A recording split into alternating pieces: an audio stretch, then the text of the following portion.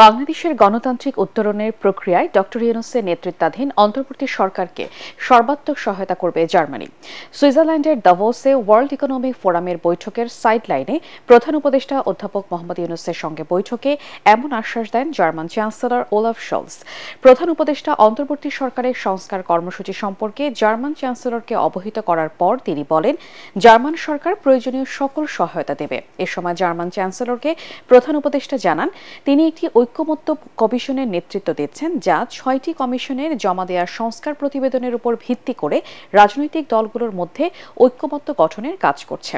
দুই নেতা জুলাই গণ অভ্যুত্থানের পটভূমি, প্রতিবেশী দেশগুলোর সঙ্গে বাংলাদেশের সম্পর্ক, রোহিঙ্গা সংকট এবং মিয়ানমারের নিরাপত্তা পরিস্থিতি সহ বিভিন্ন বিষয় নিয়ে আলোচনা করেন।